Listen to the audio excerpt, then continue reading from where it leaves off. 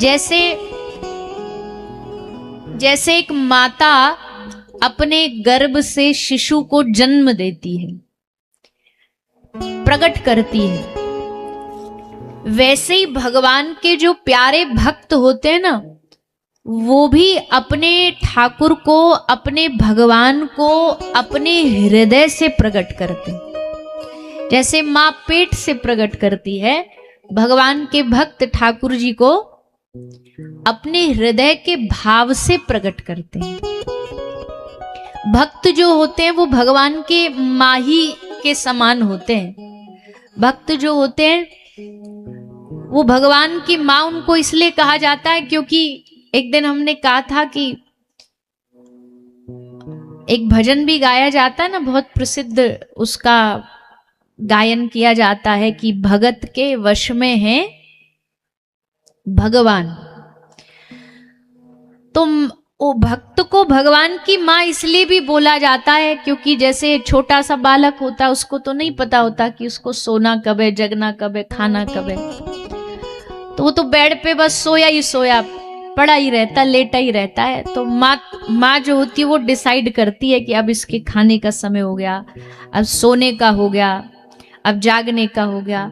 वैसे ही भगवान का भक्त भी निर्णय करता है अपने भगवान के लिए, आज उनको क्या खिलाना है, आज उनकी कौन सी पोशाक होनी चाहिए, आज उनका कौन से रूप का दर्शन करना है। कई बार आपने देखा होगा है घर में ठाकुर जी मतलब कृष्ण, लेकिन अगर राम जन्म आया, प्रभु श्री राम की कोई लीला का दिन आया, तो उनको धनुष बाण पहना के भक्त राम जी बना देते हैं। आज नरसिंह चतुर्दशी आई तो उनको नरसिंह भगवान का रूप बना देते हैं। अजी और तो और हमारे ब्रज में तो ठाकुर जी दो चार दिन में एक आध बार तो किशोरी जी का, स्त्री का, प्यारी जू का रूप धारण कर लेते हैं। उनकी वेणी लगा देते हैं, बिंदी लगा देते हैं, कुंडल पहना देते हैं। तो हमारे ठाकुर जी जो है ना वो बड़े फ्लेक्सिबल हैं। ऐसे फ्लेक्सिबल ठाकुर नहीं मिलेंगे आपको कहीं भी। फ्लेक्सिबल इसलिए कि छोड़ दिया सब कुछ तुम्हारे हाथों में, अब महिला बनाओ, नरसिंह बनाओ, गोपी बनाओ, किशोरी जी बनाओ, वामन बनाओ, वरहा बनाओ, जो बनाना है बना दो। क्योंकि भगवान इसलिए इतने सहज हुए क्योंकि भगवान ने देखा कि भैया सारी दुनिया भगवान के नाम से ही डरती है। भगवान के नाम से लोग डरते हैं, भगवान नाम आते ही लोगों में डर शुरू हो जाता है। ठाकुर जी ने कहा जहां डर है वहां प्यार नहीं हो सकता, जहां डर है वहां प्रेम नहीं हो सकता। प्रेम के लिए तो आपको एक दूसरे के प्रति अभय होना पड़ा। अब आपको हर बात पे ये डर लगता रहे कि ये जो सामने वाला व्यक्ति है ये कहीं रूठ ना जाए, ये कहीं बुरा नहीं मान जाए, तो फिर वैसे व्यक्ति से आप प्रेम कैसे कर पाओगे? प्रेम तो वहां होगा ना जहां आपको पता होगा कि गलती भी हो गई तो भी कोई बात नहीं, तो भी स्वीकार है। तो ठाकुर जी ने सोचा कि हमने इतने अवतार ले लिए, हमने ऐसा ऐसा अवतार लिया, ऐसा ऐसा रूप दिखाया कि लोग हमसे डरने लगे। अब बताओ नरसिंह भगवान यहाँ प्रकट हो जाए तो, मतलब खैर अब तो हमने कथा सुन रखी है उनकी, इसलिए भाव से प्रणाम करेंगे, पर जो अनजान व्यक्ति हो उसके सामने नरसिंह भगवान आ जाए खंबा फाड़ के, धाड़ते हुए, ताल ठोकते हुए, तो आदमी वहीं थर थर कांपेगा, वहीं पसीने छूट जाएंगे उसके। तो भगवान ने कहा कि नहीं, कुछ सहजता तो लानी पड़ेगी। सहज बन जाते हैं, तो सहज बनने के लिए ठाकुर जी ने ब्रज में ये सब रूप धारण किए। सहज कैसे बन गए? नरसिंह केवल सतयुग में पत्थर से प्रकट नहीं हुए, हमारे श्री गोपाल भट्ट गोस्वामी ने कलयुग में पत्थर से श्री राधा रमन लालजू को प्रकट किया है। ऐसा इतिहास कलयुग में भी कितनी बार देखने को मिला है कि पाषाण से पत्थर, यद्यपि शालिग्राम भगवान थे, शालिग्राम भगवान से भगवान ने रूप धारण कर लिया श्री राधा रमन लाल का। क्योंकि गोपाल भट्ट गोस्वामी को शालिग्राम भगवान की सेवा करते करते खूब दिन हो गए थे, तो गोपाल भट्ट गोस्वामी ने थोड़े से एक दिन उदास हो गए, बोले अपने जीव गोस्वामी के ठाकुर हैं, अपने रूप गोस्वामी के ठाकुर हैं, मदन मोहन जी, गोविंद देव जी, इन सब के ठाकुर बड़े सुंदर सुंदर हैं। और कैसे?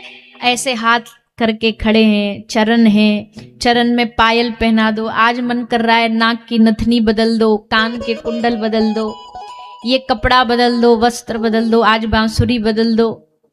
पर हमारे ठाकुर कैसे हैं? शालिग्राम भगवान के तो स्वरूप को कैसा होता है?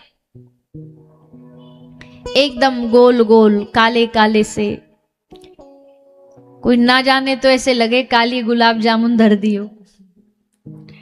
अब ना उनके आंख का पता, ना उनकी नाक का पता, ना उनका हाथ का पता, ना उनके चरण का पता। तो गोपाल भट्ट गोस्वामी के मन में श्रृंगार रस की भावना आई कि ठाकुर जी का हम श्रृंगार करें, ठाकुर जी को हम सजाएं। पर सजाएं कैसे? कुछ मुंह माथा तो हो जब तो सजाएं।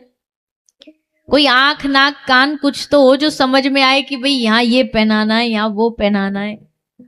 तो एक दिन गोपाल भट्ट गोस्वामी के मन में एकदम ठन गई, बोले अब बहुत हो गया, अब हमें नहीं चाहिए ऐसा ठाकुर जो बिना मुंह बिना नाक का हो, बिना हाथ का हो। हमें तो हाथ वाला ठाकुर चाहिए, हमें तो आंख नाक वाला ठाकुर चाहिए। तो आज एक भक्त ने, श्री गोपाल भट्ट गोस्वामी ने ठाकुर जी को डायरेक्ट चैलेंज दे दिया। क्या चैलेंज दे दिया? बोले हम जा रहे हैं यमुना जी स्नान करने के लिए, पर ध्यान रखना आते आते तक यहाँ गोल गोल मत बैठे रहना। जब हम लौट करके आए तो सिंहासन पर गोल शालिग्राम भगवान नहीं, ठाकुर जी अपने रूप में, पूर्ण रूप में विराजमान होने चाहिए। ऐसा भाव रख करके स्नान के लिए चले गए। अब भगवान के कई नाम हैं, पर भगवान का एक नाम जानते हो क्या है? सोचो। भगवान का नाम कई है, पर एक भगवान का सुंदर नाम है भक्त वांछा कल्पतरु। क्या नाम है?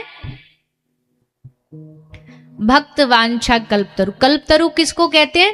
कल्पतरु का वृक्ष है, पेड़ है, तो जो इच्छा करो वो पूरी हो जाती है। वैसे ही भगवान भक्त की इच्छा को पूरी करने के लिए हमेशा तत्पर रहते हैं। आज जैसे ही गोपाल भट्ट गोस्वामी कह करके गए तो श्री ठाकुर जी ने उनके इस भाव को पूर्ण किया। जैसे ही स्नान से वापस आए और आकर के दर्शन किया तो देखा सिंहासन पर शालिग्राम भगवान की जगह 12 अंगुल के श्री राधा रमन लाल विराजमान है। श्री राधा रमन लाल विराजमान। देखते ही श्री गोपाल भट्ट गोस्वामी का हृदय गदगद हो गया। आहा, हमारी बात मान ली इनने, हमारी इच्छा पूरी कर दी इनने। आज हमारा ये भाव, अब मौज आएगी। अब क्या मौज आएगी? बोले अब रोज इनका अच्छा अच्छा श्रृंगार करेंगे, रोज इनके लिए बढ़िया बढ़िया वस्त्र बदलेंगे, श्रृंगार रोज बदलेंगे। ऐसा भाव मन में तरंग आ गई। ऐसे श्री राधा रमन लाल जी को प्रकट किया श्री गोपाल भट्ट गोस्वामी पाद ने। आज भी उन्हीं की परंपरा से राधा रमन मंदिर में पूजा होती है। ऐसे ठाकुर जी तो भैया भगवान को, एक तो भगवान को चैलेंज बहुत पसंद है। जब कोई भक्त उनको चैलेंज दे देता है ना कि ये तो करना पड़ेगा,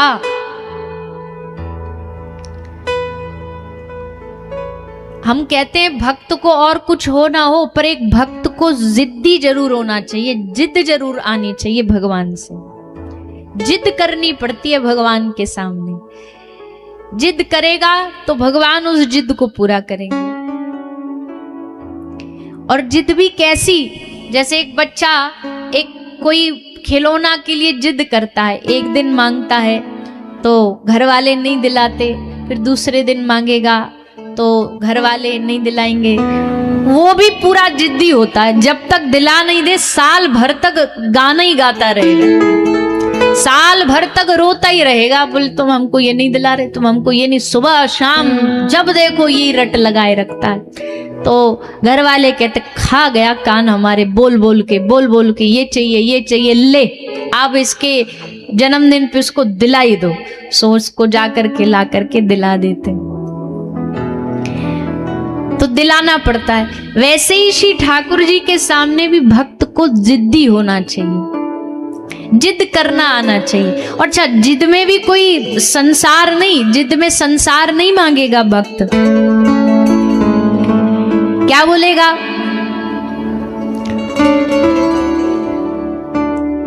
होठों पे एक मुस्कान ही काफी है, होठों पे एक मुस्कान ही काफी है, दिल में एक अरमान ही काफी है। कुछ नहीं चाहिए जीवन में तुमसे हे मोहन, तुम याद आते रहो, बस ये एहसान ही काफी है। ये जिद में मांगेगा, ये जिद में बोलेगा। तो आज श्री गोपाल भट्ट गोस्वामी की जिद के सामने ठाकुर जी नतमस्तक हो गए, स्वरूप धारण कर लिया, श्री राधा रमन लाल का स्वरूप धारण कर लिया। जब उस विश्वास के साथ, उस भरोसे के साथ भक्त भगवान के सामने खड़ा होता है ना, तो भगवान उसके असंभव से असंभव कार्यों को भी सिद्ध कर देते, पूरा कर देते। आज एक पुस्तक पढ़ते हुए हमने कथा पढ़ी, उत्तर प्रदेश में एक इटावा जिला आता है, शहर आता है। वहां एक तहसीलदार रहते थे जिनका नाम श्री राज नारायण जी था। सरकारी नौकरी, तहसीलदारी की नौकरी करते थे, पर खूब भक्त थे भगवान के, सेवा में लगे रहते। तहसीलदारी में, सरकारी नौकरी में जो जो सेवा इनसे बन पड़ती लोगों के लिए, वो खूब करते थे। कोई ब्राह्मण आ गया, बोले हमको कुछ शिक्षा चाहिए, तो उसको पैसा दे देते खजाने में से, सरकारी खजाने में से। कोई आ गया, हमारी बेटी का ब्याह नहीं हो रहा, उसको बांट देते। तो खूब ऐसे सेवा में लगे रहते थे, और ऐसे लोग बड़े कम देखने को मिलते। तो ये भगत जी खूब ठाकुर जी की सेवा करते। एक बार 1856 की बात है, सच्ची घटना है ये। तो 1856 की बात है कि बड़ा भीषण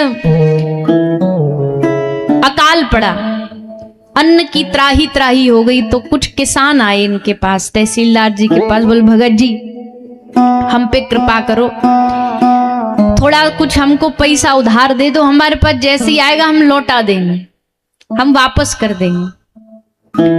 तो तहसीलदार जी का एक पेशकार था, उसको बोला भैया कुछ पैसा खजाने में से निकाल के इनको दे दे। उसने कुछ पैसा निकाल करके इन किसानों को खजाने, सरकारी खजाने में से दे दिया, 2000 रुपया के आसपास। अब किसान लेकर के खूब खूब धन्यवाद भैया जी आपका, खूब खूब आशीर्वाद कह करके चले गए। ये भी अपने घर आ गए। पर अब जो पेशकार था, जिसने पैसा निकाल के दिए थे, उसने सोचा ये बढ़िया मौका है अंग्रेज को जाकर के, जो ऊपर वाला अफसर है, उसको शिकायत करने का। भैया ये जो संसार है ना, ये संसार में ऐसे 2-4 लोग तुम्हारे आसपास जरूर रहते होंगे, जिनका काम ही ये होता है, जिनका कार्य ही ये होता है कि आप जो भी कार्य करते हो ना, उस कार्य को जाकर के दूसरे में फंसा देगा, शिकायत के रूप में फंसाएगा, ऐसे नहीं, शिकायत के रूप में जाकर के फंसाएगा। उनका काम ही ये, उनकी रोटी नहीं पचती जब तक वो ये काम ना कर ले। तो जो पेशकार था भागा भागा गया, जो अंग्रेज अफसर कलेक्टर, उसके पास। कलेक्टर को जाके बोला सुनो जी सर, देखो खजाने में से उसने पैसा लेकर के किसानों में बांट दिया, और आपसे और किसी बड़े अफसर से पूछा भी नहीं। कलेक्टर बोला चलो ठीक है, अब इसी पे छापा मारने चलते हैं, सुबह सुबह का समय। तो जाकर के खजाना खोलते हैं, देखते हैं जरा भी गड़बड़ पाई तो इसको बर्खास्त कर देंगे, इस्तीफा दे देंगे। तो कलेक्टर साहब आए पेशकार के साथ में, जब ऑफिस में पहुंचे सुबह का समय था, 9 बज रहे थे और 9 बजे का समय तहसीलदार जी के पूजा का समय था, ठाकुर जी की सेवा का समय था। अफसर ने कहा जाओ उसको घर से बुला के लाओ। पेशकार भागा भागा आया। अच्छा अब देखो, वहां शिकायत कराया और यहाँ बड़ा सीधा आकर के क्या बोलता है, बोले महाराज साहब जी गजब हो गया, एक अफसर ने धावा बोल दिया है, पता नहीं कहां से आ गया। शिकायत भी खुद ही करके आया, पर कह रहा है कि अफसर ने धावा बोल दिया है और खजाना खुलवाना चाहता है, जल्दी चलो। तहसीलदार जी बोले पूजा में मत विघ्न कर, ले चाबी कर गौन। हमारी पूजा का टाइम टेबल है ये फिक्स, इसमें विघ्न मत कर। बोला अरे आप कैसी बात कर रहे हो, इतना बड़ा अफसर आया दफ्तर में और आप कह रहे हो पूजा में उसको चाबी ले जाओ, यहाँ से हम पूजा कर रहे हैं। तो तहसीलदार जी कहते पूजा में मत विघ्न कर, ले चाबी कर गौन, मेरे श्री गोपाल से ऊंचा अफसर कौन। ये भाव एक संत हुए बिहार के श्री विनीत बिहारी दास जी। कभी आपको समय मिले तो उनकी बहुत सारी पुस्तकें हैं, पढ़िएगा। बहुत सुंदर सुंदर भाव लिखे उन्होंने। स्वयं लेखन करते थे, स्वयं लिखते थे। तो बोले हमारे गोपाल जी से बड़ा कोई अफसर है दुनिया में, हमारे ये सबसे बड़े अफसर बैठे, जाओ चाबी ले जाओ, उस अफसर को बोलो खुद खजाना खोल ले और चेक कर ले। तो उसने चाबी दे दी, जाकर के उस पेशकार ने चाबी दी अफसर को। अफसर बोला अच्छा इतना घमंड आ गया, चाबी भेज दी, खुद नहीं आया, रुको अभी बताते इसको। चाबी खोली, जैसे ही चाबी खोली समय हुआ, आए तहसीलदार जी पूजा खत्म करके। अब वो तो इस भाव से ही आए थे कि आज तो हमारी छुट्टी पक्की है, पर जैसे ही आए तो बड़ा अफसर सामने खड़ा था। तो सामने उसको देख करके तहसीलदार जी बोले कि लाओ जी हमारा इस्तीफा। तो अफसर बोला काय का इस्तीफा। बोला हमको पता है कि कुछ ना कुछ हुआ होगा और हम तो तैयार होके आए। बोले कुछ हुआ ही नहीं। बोले क्या नहीं हुआ। बोले जितने पैसे हम तिजोरी में छोड़ करके गए थे उतने की उतने पैसे तिजोरी में रखे हुए, खजाने में रखे हुए, एक भी पैसा कम नहीं हुआ। अब ये तो जानते थे कि हमने तो पैसा दिया था, बांटा था। अफसर बोला ये जो पेशकार है ना, ये जो बीच वाला है, इसने सबरा कांड करवाया है, इसको हम इस्तीफा दे रहे हैं, इसको निकाल रहे हैं। तहसीलदार जी ने हाथ जोड़ दिए, बोले ना, प्रेमी पेशकार पर करते पुकारे नहीं, 2 सहस्त्र मुद्रा उन दोनों को दिवाता कौन। रातों रात जाके सरकार को लिवा के साथ, मेरी मात हती की मानता बढ़ाता कौन। ये जो पेशकार है ना, इसने महानता बढ़ाई, किसकी, ठाकुर जी की बढ़ाई। रखते विनीत आप मन में दया का भाव, दीन की दयालु की दयालुता दृढ़ाता कौन। दूर कर क्रूर गवर्नमेंट की गुलामी से, गिरधर गोपाल का गुलाम बनाता कौन। बोले इस पेशकार ने तो हम पे बड़ी कृपा करी। अब तक हम सरकारी नौकरी गुलामी करते थे, पर अब अच्छा हुआ कि ये गुलामी छूट गई और अब हम किसकी गुलामी करेंगे, अब हम परम पुरुष की गुलामी करेंगे। अब हमारी जो परम सरकार है हम उसकी गुलामी करेंगे, सरकार की गुलामी बहुत कर ली। और इस्तीफा दे करके वहां से सीधा कहां गए, सीधा। अब भक्तों का तो एक ही ठिकाना है, सीधा टिकट पकड़ के श्री वृंदावन धाम। वृंदावन धाम में आज भी परिक्रमा मार्ग में एक दर्शन तो हमने भी नहीं किया, लिखा है सो हमने पढ़ा है कि परिक्रमा मार्ग में उनकी कुटिया पड़ती है, तहसीलदार के नाम से, तहसीलदार जी की कुटिया। 1935 में उनका